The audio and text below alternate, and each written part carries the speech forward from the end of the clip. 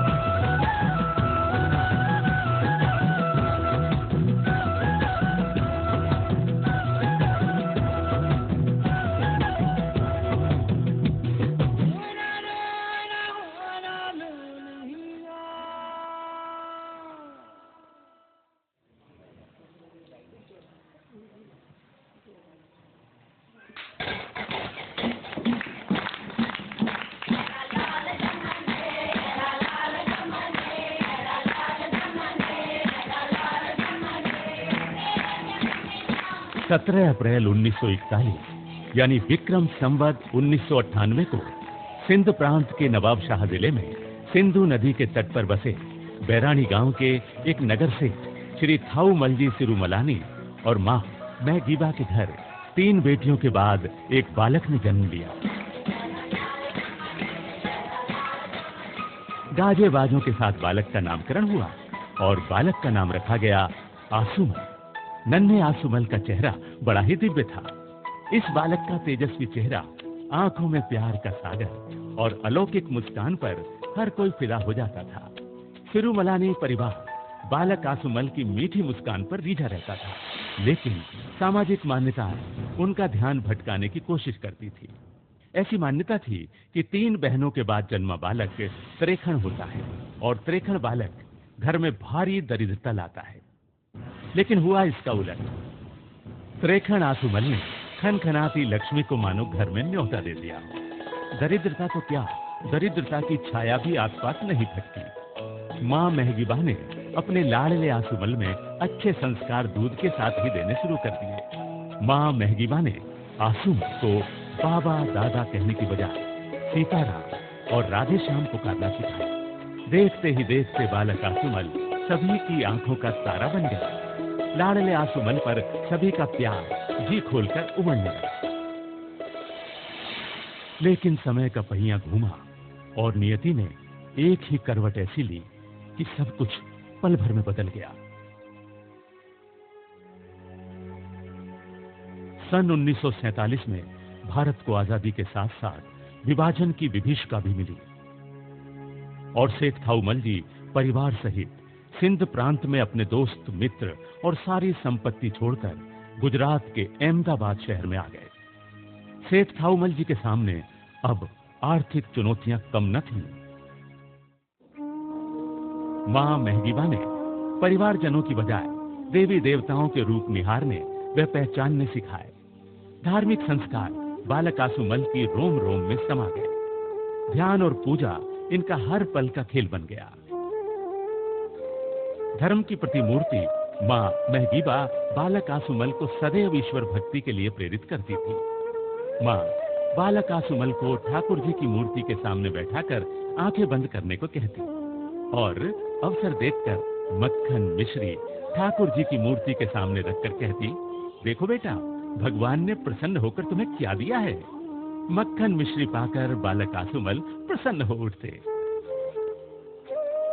ये माँ की प्रेरणा ही थी कि नन्हे से आसुमल ध्यान और पूजन में ऐसा खो जाते कि सर्द गर्म का एहसास भी उन्हें नहीं रहता था। बचपन से ही ध्यान भजन करने की वजह से बालक आसुमल की एकाग्रता गजब की थी। एक दिन बालक आसुमल अपने बड़े भाई जेठानंद जी के साथ स्कूल गए। शिक्षक ने जेठानंद से कंठस्थ की गई लंबी कविता सुनाने को कहा। जेठानंद की असमर्थता पर शिक्षक ने दंड देने का सोचा। बालक आसुमल बचाव के लिए सामने आए तो गुस्साए शिक्षक ने आसुमल को कविता सुनाने की चुनौती दी। बालक आसुमल ने सहज ही वो लंबी सी कविता झट से सुना दी। जय हिंद हाई स्कूल मणिनगर अहमदाबाद में छात्र आसुमल ने स्कूली शिक्षा लेनी शुरू की। यहाँ भी गजब के करिश्मे दिखाए।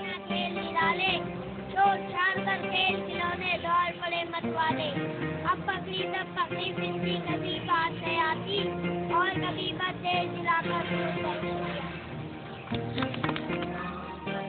इधर शिक्षकों ने कविता गीत या कोई अध्याय कक्षा में पढ़ाया और उधर आसुमल ने हूबहू उसी क्षण पढ़ाया गया पाठ सुना भी दिया। हाव भाव व व्यवहार भी बाकी छात्रों की बनिस्बत अलग था। स्कूल के बाकी छात्रों की रुचि जहाँ खेलकूद में थी, वहीं आसुमल का मन लौकिक जगत से दूर ईश्वर भक्ति में रमता था।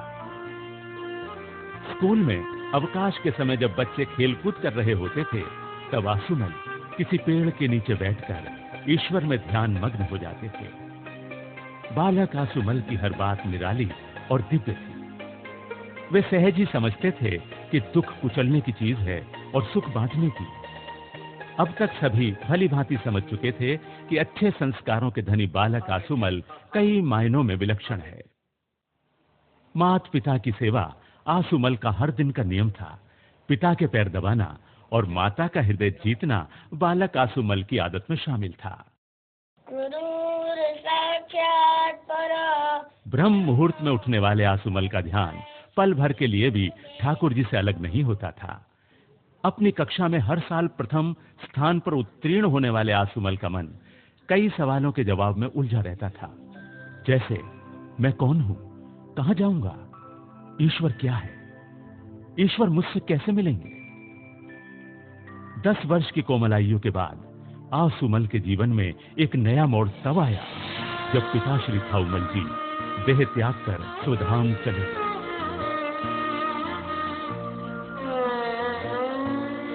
3 क्लास पढ़े आसुमल का अब स्कूल से नाता ही टूट गया। पिता की मृत्यु ने आसुमल के मन पर वैराग्य का गहरा प्रभाव छोड़ दिया। आसुमल स्वामी विवेकानंद जी की तस्वीर को घंटों निहारते रहते थे और मन ही मन स्वामी विवेकानंद जी की तरह दृढ़ प्रतिज्ञा और संयमी बनने का प्रण लेते थे। तो कभी नदी किनारे महादेव मंदिर में जाकर श्री कृष्ण मूर्ति से लिपट लिपट कर फूट फूट कर रोते रहते थे।